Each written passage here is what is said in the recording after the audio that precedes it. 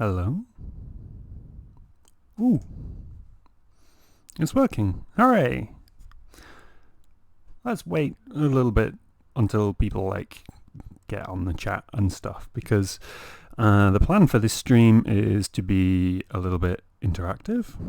And it's kind of silly me explaining what I'm going to do right now, because no one will know what I'm doing if they're not in the chat yet. So, we got one person already. Hasana, hi!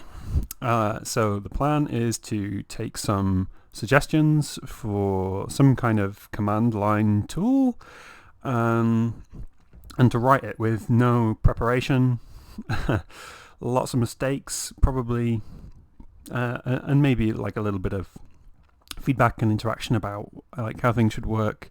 A fellow Bradfordian. Hi. Yeah. Not that many hackers in Bradford, I don't think. At least not that I know of.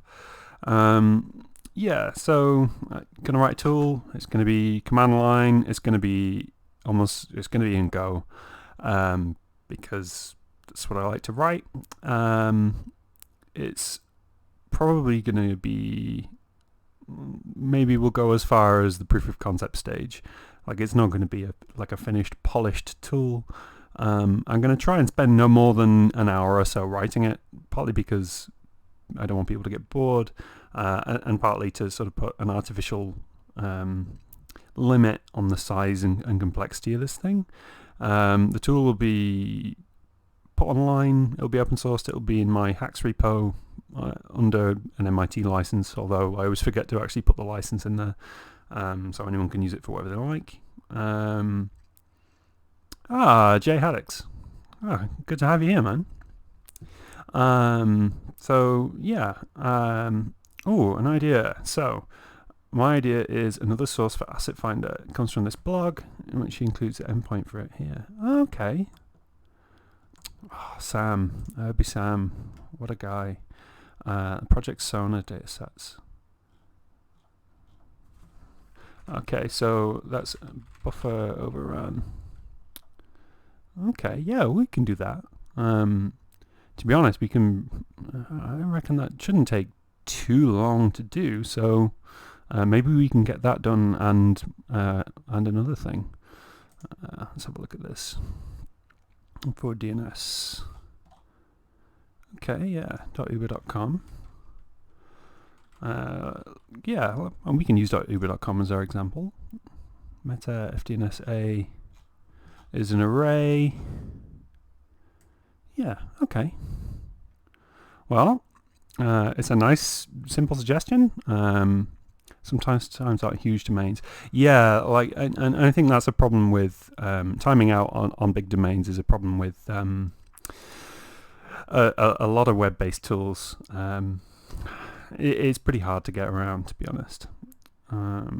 Ethan Cruz tried a URL redirection tool with Go, but I couldn't make it working because it parsed URLs different from Python or raw. Yeah, so I've looked at that in the past as well, and maybe we can do these two things actually. Maybe so. One is adding a new source to Asset Finder, which is actually quite nice sort of a thing to do because it's modifying an existing tool rather than starting from scratch. And the other one is we can look at URL redirection a little bit as well. That won't be in Go, however, because of the reasons that you've mentioned, basically. And yeah, raw HTTP will almost never solve any of your problems because it's pretty crazy. So let me just make a quick to-do. So we're going to do adding another source to Asset Finder, and also a URL redirection tool of some kind. And I think it probably is going to end up using Puppeteer because if you're looking at trying to figure out whether something's an open redirect or not in a web browser, you can either go to great lengths to try and emulate that browser's behavior, or you could just use that browser. So maybe we'll have a bit of JavaScript too, which will make my life quite hard actually, because I'm not a very good JavaScript programmer. But I think part of the reason I want to do this stream is so that people can see just how many mistakes I make, because you only really see the successes So let's look at Asset Finder first of all. So if you're not familiar, Asset Finder is a tool that I hacked together for my own personal use. And then I used it in my video I did with stock, and a bunch of people said, hey, can you like actually release this properly? So I did, and it's not particularly well polished, but we'll see. So Hasana says, one more suggestion, include a -- resolve flag for Asset Finder. So essentially, so kind of like HTTP Pro, but just doing DNS resolution rather than, yeah, okay. Maybe we'll see how we get on. So our plan is to add this source to Asset Finder. And I'm going to kind of try and pretend I'm not super familiar with Asset Finder's code. Obviously I wrote it, so I'm reasonably familiar with it, but you know, I want to try and approach this from the perspective of someone who is not me, who maybe wants to like modify it and issue a pull request or something like that. So I've done a git pull, I've made sure we're up to date, and just looking at the files in here, there's a main.go, and then there's a bunch of other files named after various services. So it's a pretty good bet that like there's going to be a new file for this new service. So let's have a look at main.go. Oh yeah, okay, so I had to fetch way back URLs in here, that's too slow. And again, this tool was originally like quite hacked together, so it's not like the best, cleanest source code in the world, but it's reasonably understandable. So we have a bunch of sources in a list of type fetch function, or rather in a slice type fetch function. Then we read stuff on from standard in by default, I think. Yeah, okay, so we default to standard in, make a new reader, and we read over all of these, and then we find all of the sources, and we call the source once for each domain that's on standard in. Okay, I see. My domain can either be a single domain, or I can take a list of standard of domains on standard in. All right, that makes sense. Cool. So let's take a look at a source, like crtsh.go, for example. So we've got one function in here, fetch crtsh, accepts a domain, and it returns a slice of strings or an error. And that's kind of important because this fetch function thing that we've got is a type that we've defined in the source code, and when we've said it is a function which accepts a string, returns a slice of strings and an error. So if you're not familiar with Go, Go has multiple return types, which means you don't have to rely on things like, I return an empty slice on failure, and then you have to guess whether it worked or not, or it's just whether it failed or whether it's just an empty response. Hi, Security. Okay, so probably like the way I would usually approach this is to go, well, I've already done like most of the work in a bunch of files here, so cert spotter, hacker target as well, and probably some of these are going to return JSON in some way, shape or form. So this threat crowd, yeah, looks like it fetches JSON. So let's just make a copy of the threat crowd endpoint, and we're going to call it a threat crowd file buffer overrun, probably. Yeah, without the dot. Hey Ed, buffer overrun.go, and we'll give the function a proper name like buffer overrun. Yeah, why not? That looks fine. Let's pull this out here. Yep. We'll change the domain. We'll throw our %s back in here. And then the bit where we kind of got the actual work to do really is in figuring out what this struct looks like so we can parse it. So it looks like we get a few things back. So we've got reverse DNS and we've got hey Alex. So we've got reverse DNS, we've got forward DNS. So we're going to be looking for the forward DNS, presumably. And this is quite a strange response here. So this says that it's for DNS A records, but this first line doesn't look like an A record. That looks like a CNAME or something like that. We can probably check. In fact, yeah, let's check and see what we get for both of these and try and figure it out. Yeah, okay, so this Cleopatra DCA is an alias for front ends DCA, which is the other one. And I'll just increase my text size a bit here for you all. So it looks like these are CNAMEs. But we're kind of interested in both, but most of the time it's going to be an IP on the left and it's going to be a name on the right. So we probably want the one on the right. As Anna says, it's good to include the dot in .domain to avoid phishing domains and only subdomains. Oh, okay, so like specific to this one, there's going to be a dot there. Okay, cool, that makes sense. So our wrapper then is going to have an FDNS A thing, which is going to be a slice of strings. That's not the thing I wanted. So let's just make this called names, probably. Or you know what, let's call it records. And then in this little bit here, we're going to say this is actually called FDNS underscore A. And it's a slice of strings, so the type works out already. I have this little fetch JSON function defined, which is just because a whole bunch of times in this program you basically have to do an HTTP GET, close the body, and get a new JSON decoder and return a decoded version of it.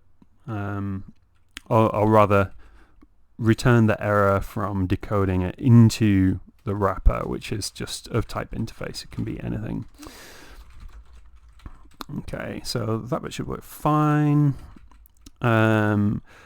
This bit right here is going to be a little bit odd because our data is actually these two fields. We've got the IP on the left, and then we've got the name on the right, and we want the bit on the right. And we have lots of IPs for that. That's fine. So we're going to have to do a little bit of processing, but generally speaking, when I'm trying to write stuff like this, I just want to make it work as like I want to check it's working as often as I possibly can. So I'm just going to pull out all of those other URLs. And I'm going to add my fetch. What was it called? Buffer overrun in there. And otherwise, let's use uber.com as our example. We should be able to do something like go build and run asset finder, which doesn't exist, asset finder, which doesn't exist yet, for uber.com or something like that. And we will see that it fails. So wrapper subdomains undefined. Oh yeah, of course. That was kind of silly of me. Let's change this to records. Okay, cool. So we've got those records. And again, like we don't want this output format where there's a comma in the middle. We just want the second part. So actually, rather than just appending this all in one go, we want to do a range over all of these results, split them apart, and just add the second bit. So let's do for, we don't care about the index, R we'll use as a range of wrapper.records, and we'll want to take that R and split it so into some parts or other. We'll use strings.split n. R, we're splitting by a comma, and we want at most two things. And I'm going to check that I have actually got the right format for that. Split n. Yeah, so it just returns a slice of strings. So it's the string you're splitting, the separator, and then the number. So cool. I remembered that right. That's good. And then we want out to be equal to an append on out and parts 1. We don't want to do that anymore. Okay, cool. Let's see if that works. Undefined strings, we need to include the package. Okay, cool. That looks like it works. Yeah, that's working pretty well. Cool. So we got a new file. I don't think there's anything else we need to do there. Particularly, we need to put all these back. And yeah, Wayback Machines is a little bit too slow, so we'll just leave that out. Buffer overrun. Okay, so we'll add that stuff. Let's see what we've changed just to make sure we haven't just left random stuff in. So we've got fetch buffer overrun file, the function in the buffer overrun file. That all looks fine. We've added the fetch buffer overrun function, and yeah, I think that's about right. So we should update the README file. Apparently that's not resolved. I kind of wanted to get a like a whatever format they usually write buffer overrun, whether it's like camel cased or whatever, but we'll just write it like that. That'll be fine. So we implemented that. We'll just check it wasn't in the to-do list or anything like that. Nope. Cool. So add that file. One last check that we haven't added anything we didn't want. And we'll commit it. So this adds the buffer overrun run source push. Oh, cool. That's one down. Let me just catch him on the chat. Ed said hi. Alex waved. Udit Tako, hey, welcome back. Yeah, especially for Yahoo. Hi, Bitwis. Hello. Lots of people. PogChamp, I don't know what that is. Yeah, cool. So we've got one down and we're in 20 minutes. It's not a whole new tool, but adding a new source to an existing tool is a worthwhile cause. So one of the things I'll sometimes want to do is make sure that you can install this thing. I should cut a release actually so that people can download this. And hopefully I have the key set up to do that, but if I don't then it's just gonna fail and I'm gonna have an issues because I don't want to reveal my GitHub token on stream. Okay, so my previous release was 001, so this is going to be, you know what, 010. Maybe it'll work, maybe it won't. No test files, whoops. Oh yeah, GitHub release, command not found. Let's go and install that. I think it's a Go tool, so it should be relatively easy to install. Command line up. It is a Go tool, and we can just do this. Super.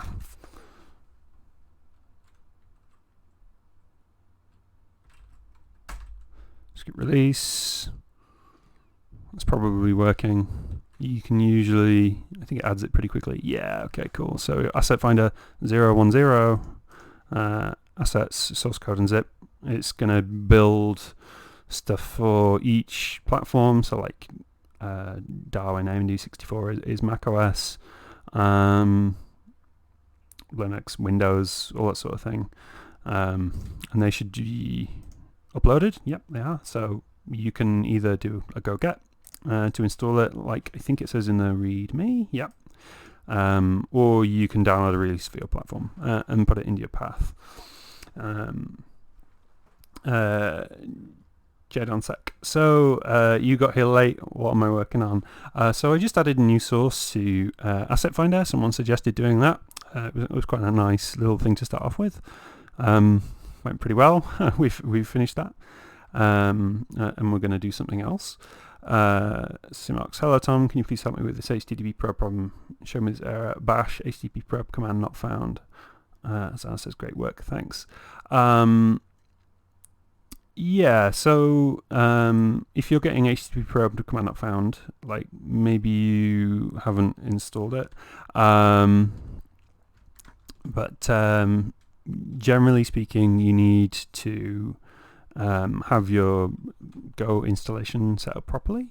So I think the default is, I tell you what, if you go onto YouTube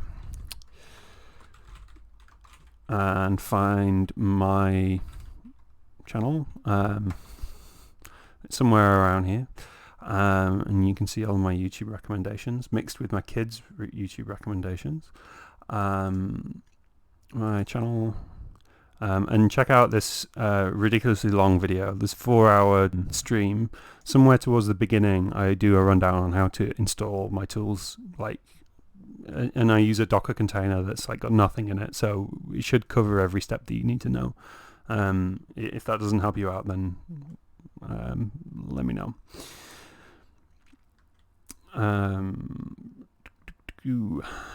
So Ed says, would I rather fight one horse-sized frog or 100 frog-sized horses? I would rather fight one horse-sized frog, because I don't think the square cubed law would be kind to a horse-sized frog, and I don't think it would actually be able to move. So I could just step away from it and throw things at it. Buffer overflow, reach null for everything. Yeah. I'm not going to address that right now. Do you have a tool that adds text stacked asset like Wappalizer or built with? No, I don't have that. I'm kind of hesitant to add too many things into one tool, so I try and stick with the Unix philosophy of do one thing and do it well. I have given some consideration to building some kind of fingerprinting tool that figures out what stack or asset is, and yeah, I guess I could call the Wappalizer or the built with API. That's not something I've done yet, but maybe someday. Okay, strong thing for vanilla problem. New asset finders finding more domains, awesome. Yeah, okay, cool. So the other thing we were going to look at was, I think I just made a to-do file in my home directory, this URL redirection thing. So I tried to make a URL redirection tool with Go, couldn't make it work because it parsed URLs different from Python or raw. Yeah.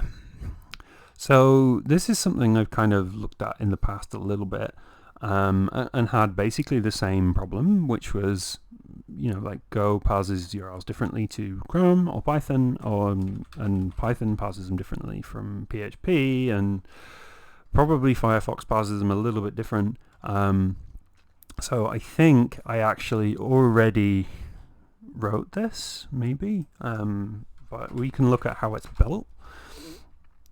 Something in my hacks repo, probably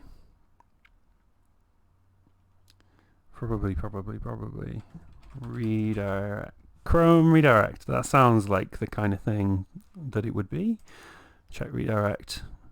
Yeah, okay, so I wrote this really simple, it's JavaScript, so it's not simple, thing to use Chrome to load a page, and then log the final URL that it ends up at. So maybe we can take this idea and try and build it out a little bit more.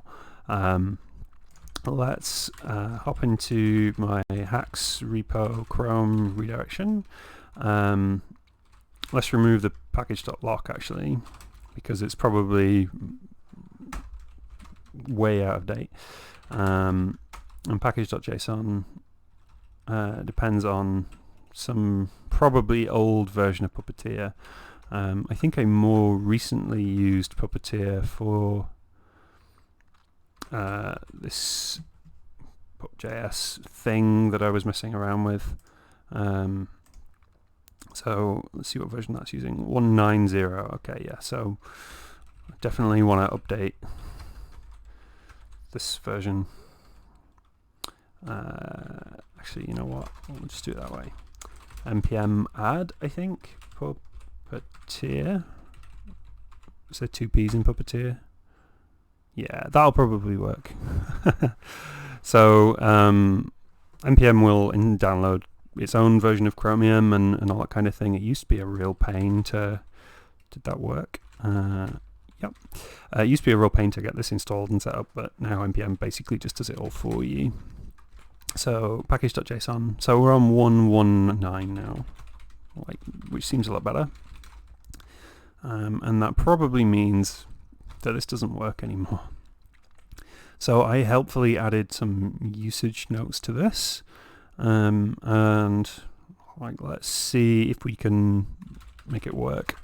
So node check redirection.js, and then some URL that's gonna redirect or not. So let's start with example.com, and it says the final URL is example.com, and then let's pick, see if I can remember it, tomnomnom.uk/redirect.php URL equals http://bin.org or something like that. Final URL http://bin.org. So like that redirect worked. So let's have a look at the code and see if we can figure out what it's doing. So we're checking for arguments. If there isn't one, we're exiting.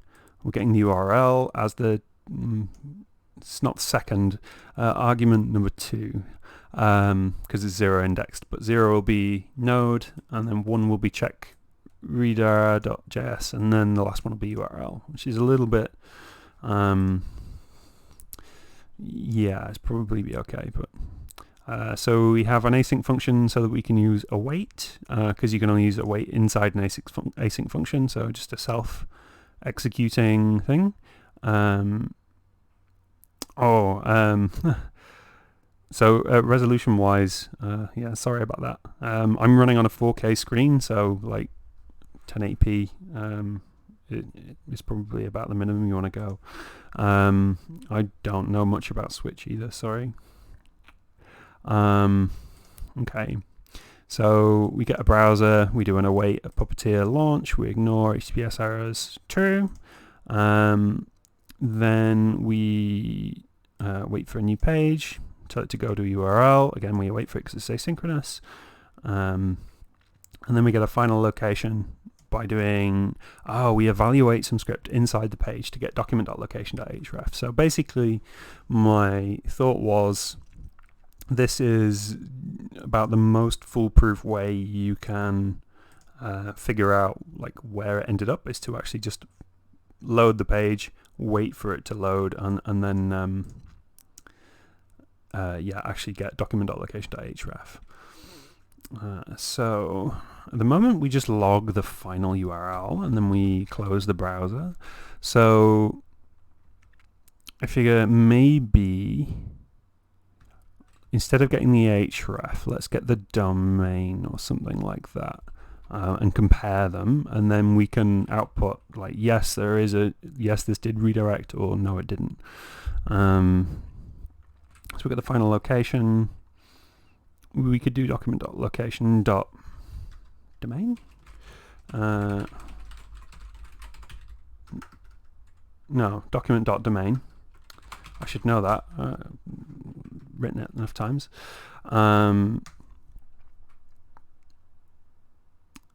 Yep. Let's just have a chat.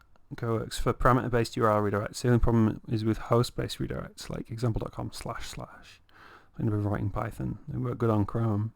Yeah, so like generally speaking, there's so much weird behavior going to be built into Chrome that just using Chrome is probably the best way.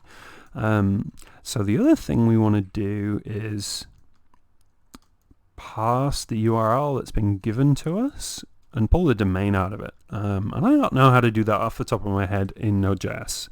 So this is probably actually quite a nice example. So I want to parse a URL, url.parse, sit in the docs. I hate this documentation.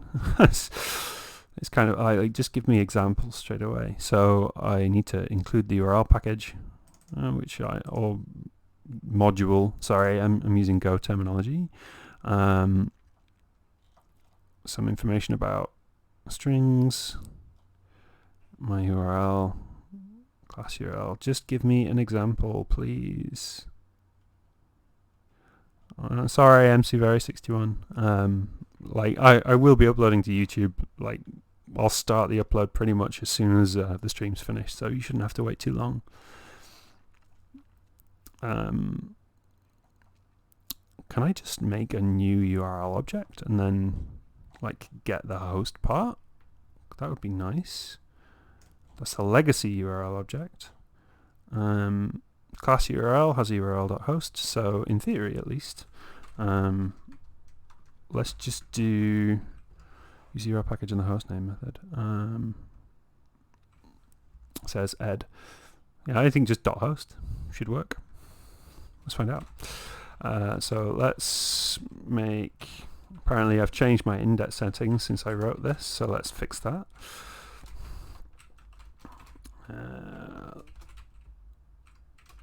Yeah, at some point I decided actually for spaces was better, but let's not get into that now. So we'll console.log something that we haven't got yet. Let's make a U, it's going to be a new URL on the URL that we're passing in. Ooh.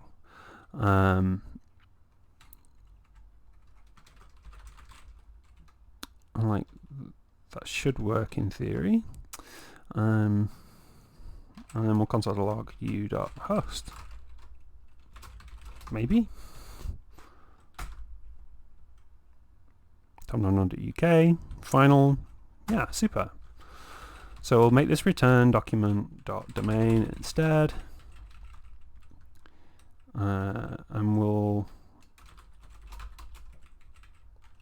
do that bit's fine. You know what? We can just overwrite that variable. Because why not? And then we want to do something like if url.host is not equal to final. I don't like final location as a domain for this now, as a name for this variable. So let's go with final domain. Or you know what, final host, so that we're kind of in keeping with the other one being called host. So inconsistent. If url.host is not equal to the final host, that means that we have an open redirect, or rather not an open redirect, we have a redirect of some kind. Okay. What do we want to output when that happens? It's going to be something like URL redirects, we overwrote that variable, to final host. Maybe. We'll see how that looks. Yeah, not that. Valid parameters URL string value expected. Yeah, I knew I'd regret that. Okay, let's just make that u final host.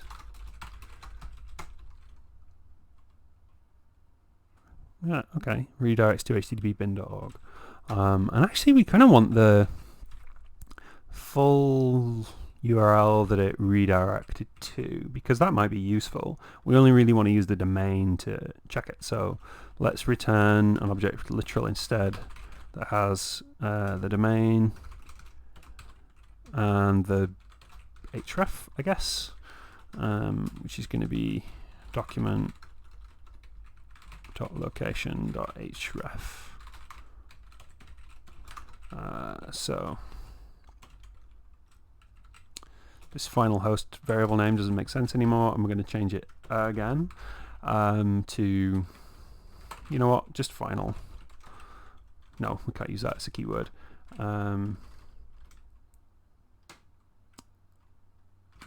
Destination dot domain, and then we actually want to print destination.href. So we use the domain to check, and then we output the URL. Okay, well, that's not too bad. So right now this takes one domain at a time, and we can just check whether it works or not. So like if I change this to be some page that doesn't exist, we'll get no output, which I think is probably fine. Yeah, juice break.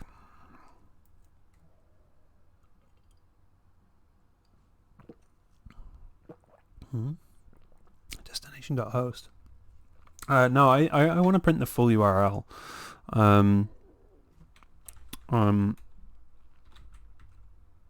No, that's all fine.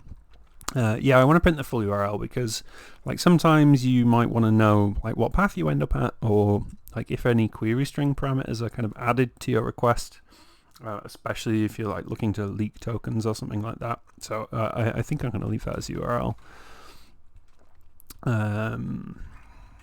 Okay, so I guess the only other thing that I would probably want to do is make this read multiple URLs from standard in. So let's figure out Node.js read lines from standard in. It's probably a thing we want to do. Should we go Stack Overflow, or should we go... Ooh, I have a feeling this is going to be some kind of really horrible evented thing. So readline, require readline create interface, input is processed.standard in, output is processed.standard out. Question, I don't think this is really what we want. Read standard in line by line. Let's just go Stack Overflow. Oh, you can use the readline module to read standard in line by line. So you require readline, create some interface, and then you say readline on the line, run some function. Okay, we should probably be able to do this. Ordinarily, I don't like to just copy and paste code because I like to sort of try and get an idea of what I'm really doing. So we're going to require readline, and we're going to make something called RL, a readline interface to use it. Okay, that makes sense. So we'll say let RL equal to readline dot, I think it was create interface. Yeah. And that accepts an object with input, output, terminal, false. Okay, so wow, input, and that was process.stdin. Process.stdin. The output is process.stodout, and I've spelled process wrong. It only has one C in it. And then the other one was terminal false. I think, yeah. And then I can do rl.onLine. Okay. So I think I can probably kind of wedge this in between here, between my const browser and my await close. How will I know that I'm done reading the input?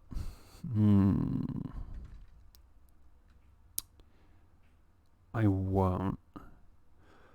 Ooh, tricky. I don't really want to spin up a new browser each time.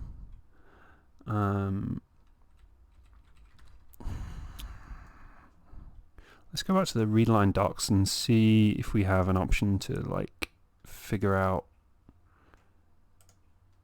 when they close.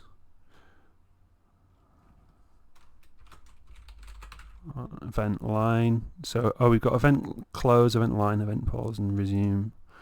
So close event is emitted when one of the following occur. RL close method is called. Input stream receives its end event. Okay, that sounds like the kind of thing that we want. Let me just catch up on the chat real quick. Ethan Cruz says, didn't know about Puppeteer before. Yeah, too lazy to take Selenium away. Yeah, it seems pretty nice. I've only used it like once or twice before, but it seems okay. Udit Thakkar, you have an amazing knowledge of language idea, how to automate such stuff. I recently started working on scripting and how to automate stuff with Python. I'm truly impressed.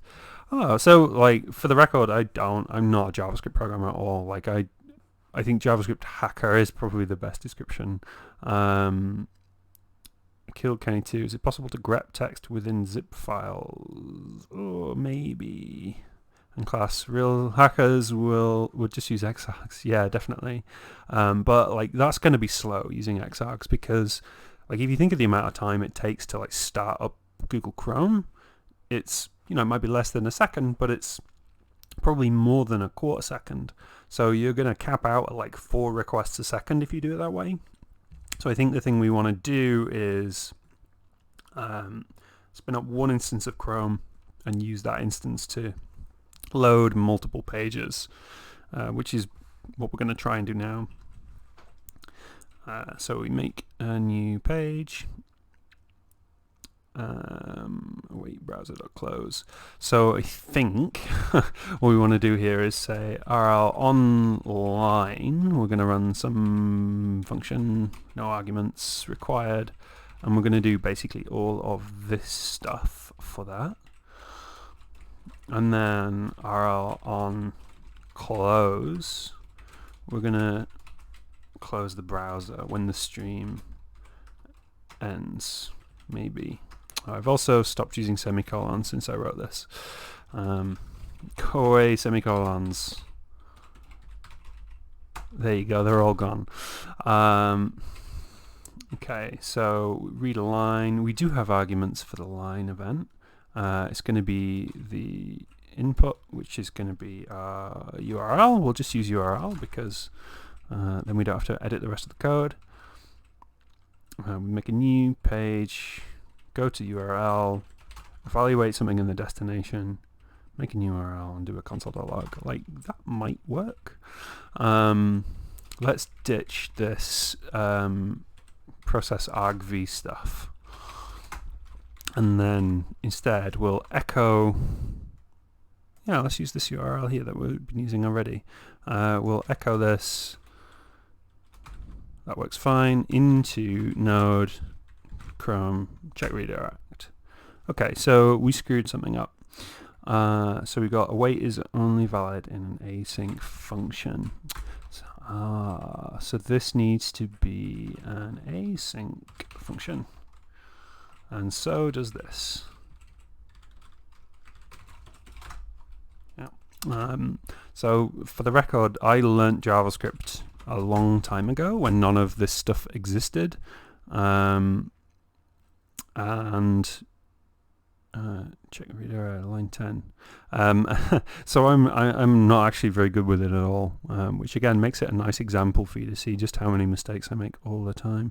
So something on line 10, async, read line create interface is not a function. Okay. Why does my redirect even work? My redirect doesn't work. Not right now. I'm just seeing that there's no errors. It worked before I deleted that P. So something on line 10 that it didn't like that. It didn't like readline.create interface. Have I used the wrong thing?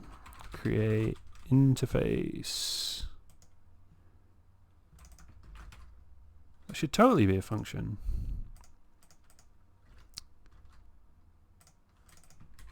Why is Chrome being a pain? Let's just, yeah, I typed it right. Readline is require readline.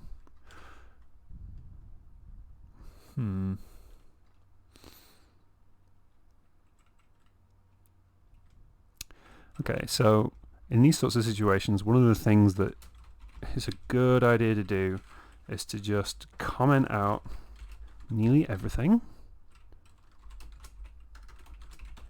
and just do console.log URL And then we kind of rule out most of the puppeteer problems. Okay, so we still got a problem there.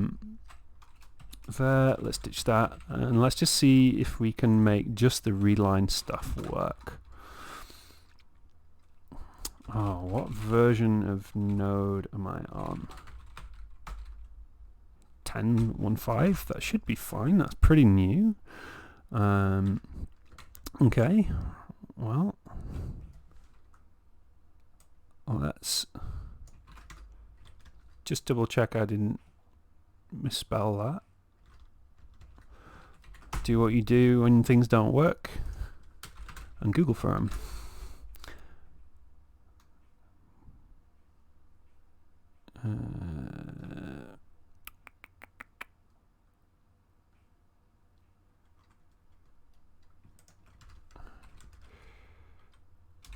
Let's just double check the error. Readline create interface. Oh, readline create interface ... is not a function. That's a very subtly different error. So Ed thinks my problem is with the readline package. Well, I mean, I agree. But what is the problem? Especially when you basically just copy and pasted something straight out of the Node docs and it doesn't work. Let's ditch that. Throw that in. Comment that out. Node this file, please. Oh, sorry. Echo something into Node this file. Okay, that worked. What did I do differently?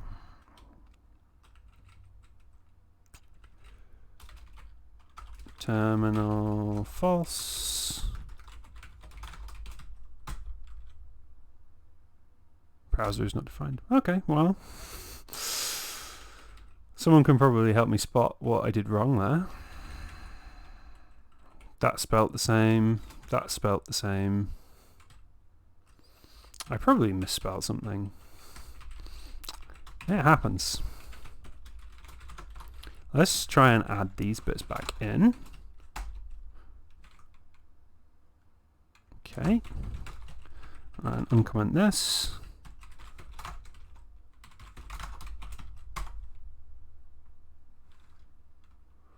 Ooh, it's taking its sweet time. That means we're probably doing something funky. So we close the stream. There you go. Let's make this the one that actually works. We get no output, which means I might have made some kind of fatal assumption, incorrect assumption about what I should be doing.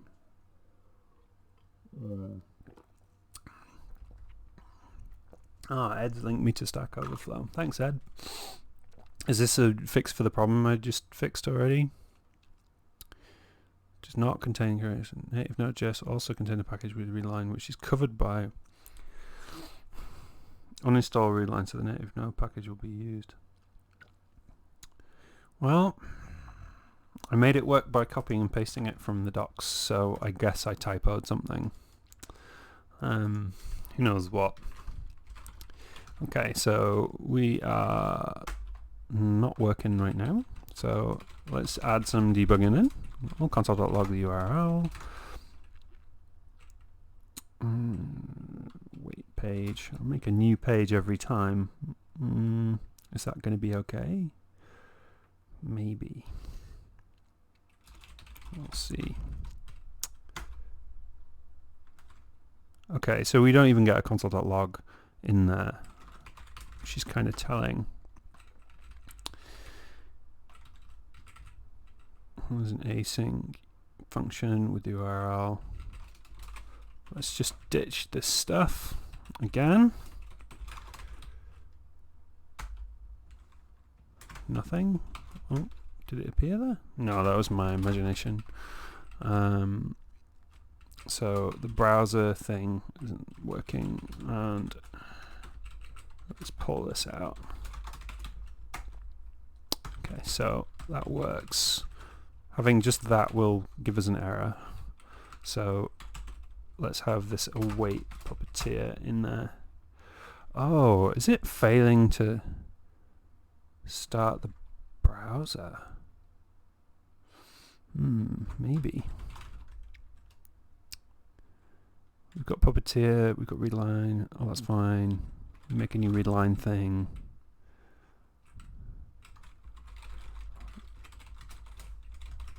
Browser launched. Add some more debugging. Browser launched. At which point we should start waiting to read stuff from standard in. Oh, but has it already been written by the time that happens? Ooh. I dread to think. I can't really put these the other way around because I'm looking to use the browser as part of that. Oh, can I create my interface after I've launched the browser? Does that make a difference? Browser launched, console.log, example.com. Okay. I think that does make a difference. Cool. That kind of makes sense. So I think it's starting to read standard in before the browser's launched, and by the time I'm have my event listener set up, the data's already gone. Maybe. And we need to add this close back in. Example.com. Oh, cool. So we got an error. Protocol error, target, create, target closed. Async. Unhandled promise rejection warning. Okay. So HTTP example.com was the thing I put in there. Let me just console.log my URL with some quotes either side of it, just so I can see exactly what it's putting in there. So HTTP example.com, which like definitely exists. So we get an unhandled promise rejection warning, protocol error, target.create target, target closed. So something originating on line 17. Everything else here in our stack trace is inside Puppeteer. There's an async part here as well. Puppeteer lib helper line 17. This error originated either by throwing inside of an async function without a catch block, or by rejecting a promise which was not handled with a .catch rejection ID 1. Okay, so this is stuff on line 17, which is my browser new page. Oh, okay. It does not like making a new page, apparently. Do I make the page once and then reuse it multiple times instead? Maybe, maybe not. So now we're line 18, await page, go to URL. Does not like that either. Oh man.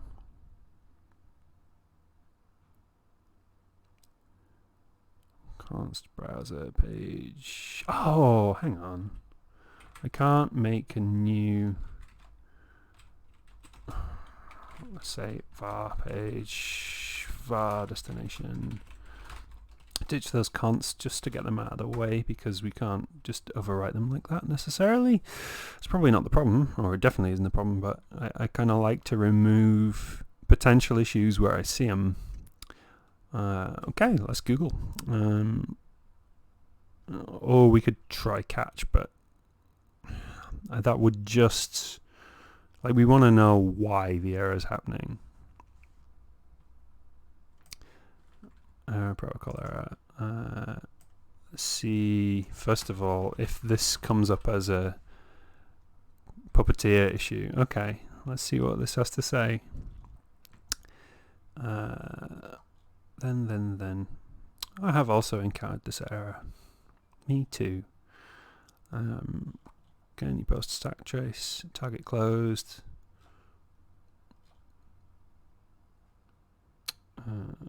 For me, it solved the issue and made sure I closed the cron properly via await browser.close before finishing the lambda. Oh.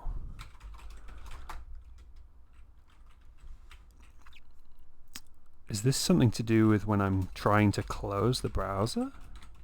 No. Oh. Maybe it is. It's something to do with the close. Possibly.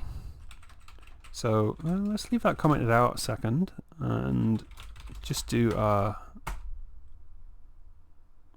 Oh, okay, so that bit works, which is good.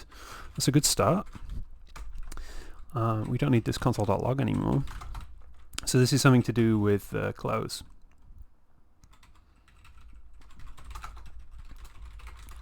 So let's see if we hit the close listener.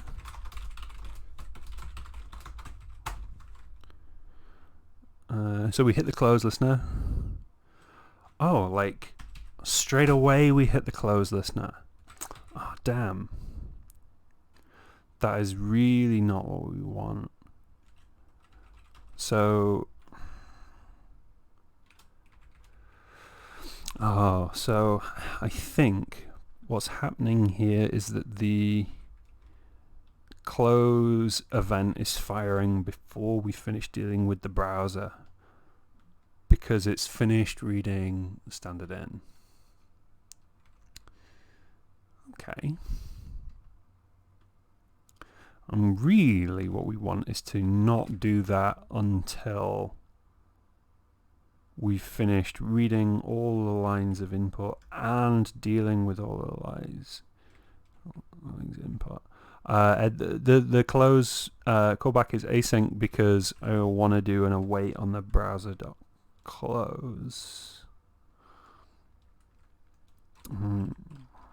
You know what? Let's just see how we do without this for a second. So that redirects to that, at which point we need to, so we do need something like this. We want to make sure that we're not using the browser anymore at the point that we've finished reading it.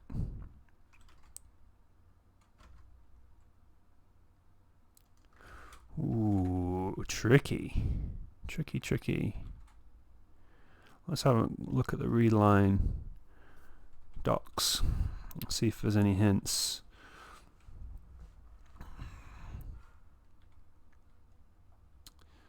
So we have events close, sigcont, sigint, sigstp, resume.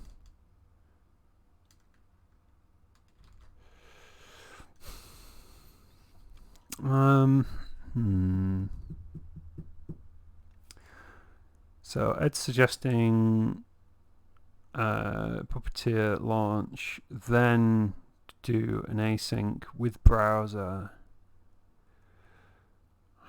Then await browser.close at the end. So I think the issue with that is I need to know how many, do you know what, like I need to know how, like, when I finish reading the input, and I don't want to close the browser until I've finished doing that.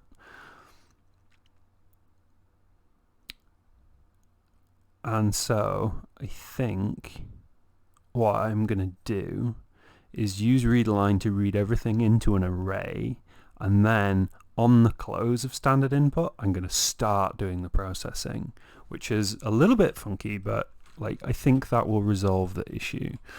So we can do this bit first. Yeah, or I could write it in Bash. I don't think there's a Puppeteer client for Bash. So we're going to have some list of URLs, and then we're going to do URL.push for each of these, and then we are going to shift this around a little bit.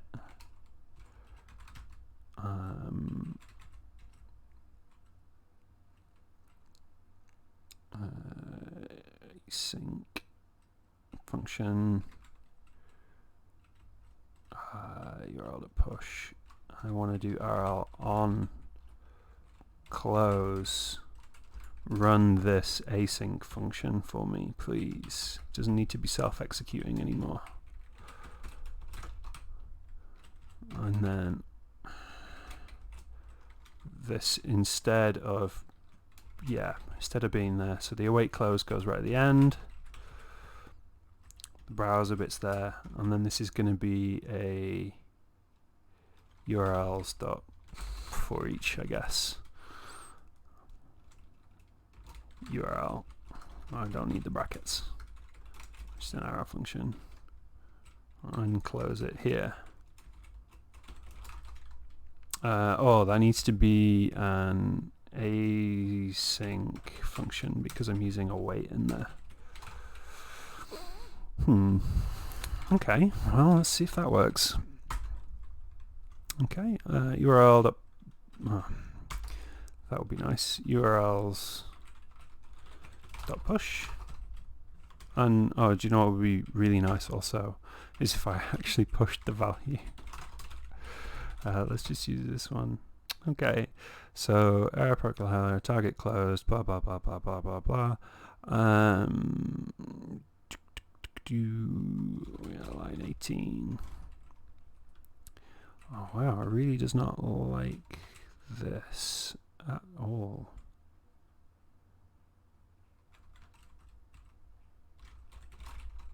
Oh, can I? URLs for each should block, as far as I know. Unless I am super mistaken about how this is working, or rather about what was wrong. So let's see if that works without error, which it does. So I await the Puppeteer launch, and then I do URLs for each. And oh, wait.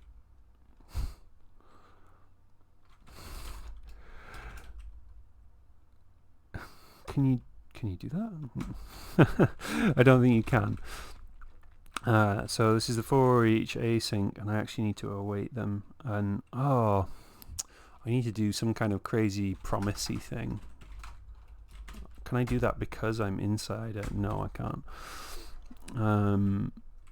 There's a like promise resolve all, promise to all.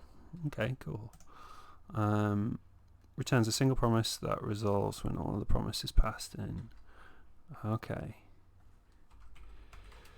So I can actually do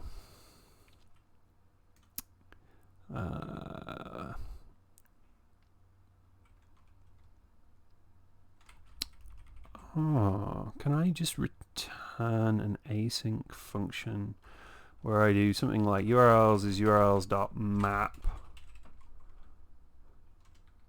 and I turn a URL into some function. So I return an async. This is probably like the most roundabout way to do this. So I'm going to return an async function that does the things I want to do, and then I'm going to call .all and await that.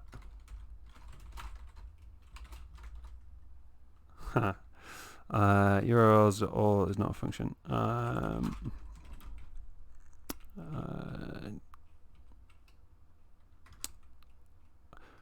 Sends a single promise that resolves when all of the promises passed in as an iterable. Oh yeah, okay. So I need to do promise.all. Then right. Promises, not my strong suit. Promise.all URLs.map is an iterable thing. Then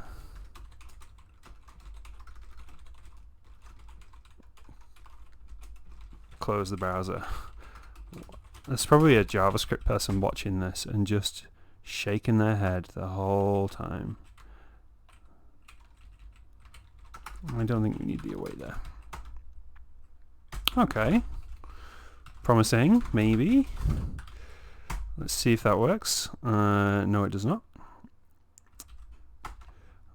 We need to figure out where we are.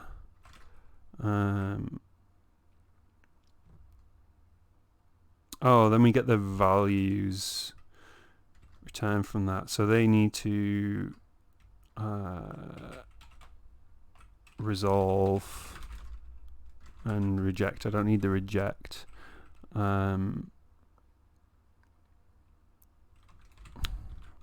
can resolve. I'm glad you've told file descriptor to hide, and we'll. Then you get the values, and we console.log the values. Async function. Isn't that literally what we're doing in the docs? We call resolve 100 foo.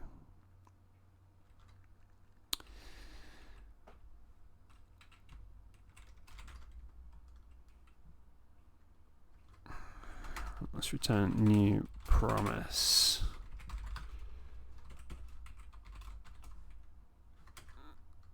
Which is a function with resolve.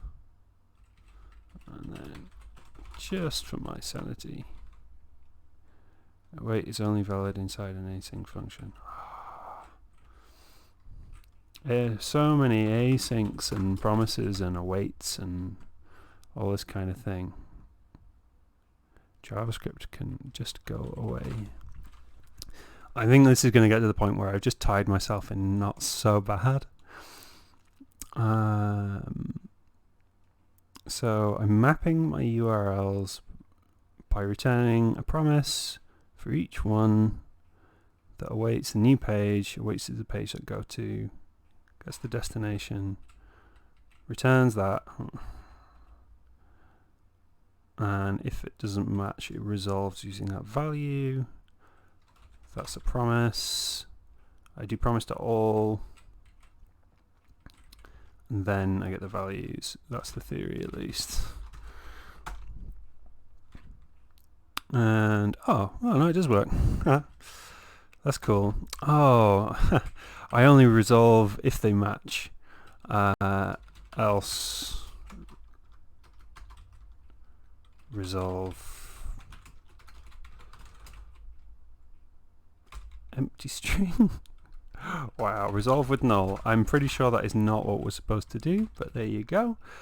So we'll do values dot filter on the value being not null, and then we will join them with a new line. Okay, so that kind of works. Dot trim. No, let's not do that. So echo 1. It does redirect to that. So let's make a file with multiple URLs. I really hope you're all enjoying this tutorial on how not to write JavaScript. From someone who learnt JavaScript when Internet Explorer 5.5 was my main concern. So that's 3 of them. We'll cat the URLs into Node. Oh, coming on! It's just been just over an hour. So if this works, then maybe this will be the thing. Oh yeah, look at that. There you go. Redirects to the right place and everything.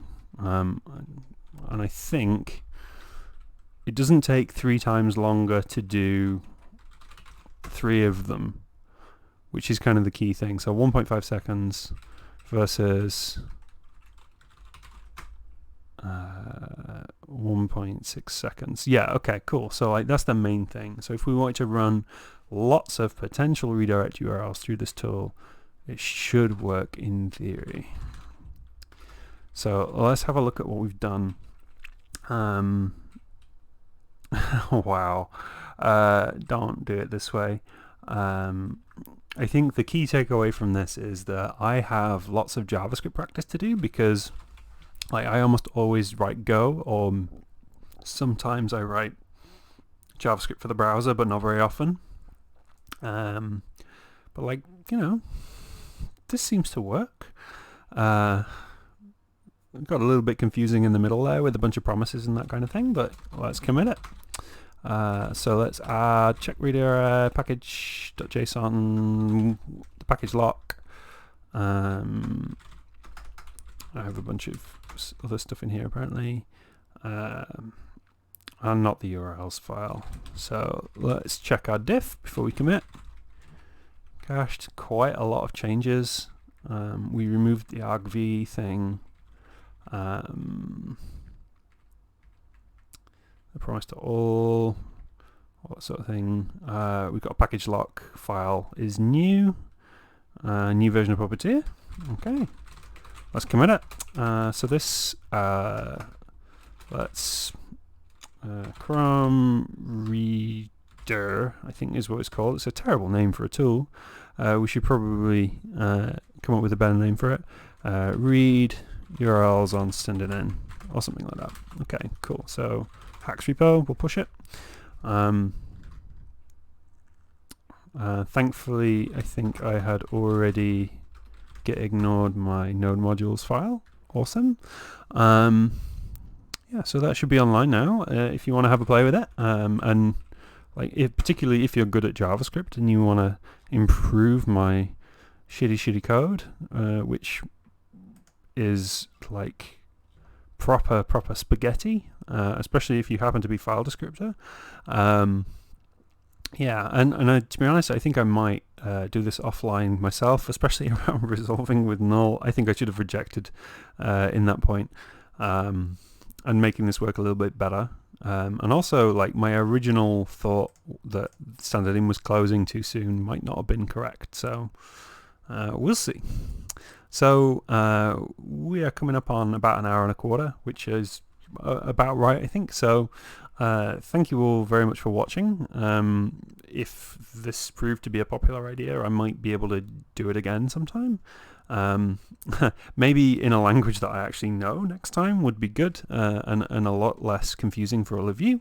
So thank you for watching. Have a good evening, good morning, or good night, depending on wherever you are. Thanks for watching.